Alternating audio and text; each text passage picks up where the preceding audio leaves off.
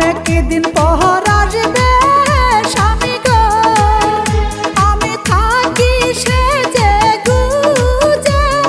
High গো, আমায় দেখে স্বামী পাগল হইয়া যাবে।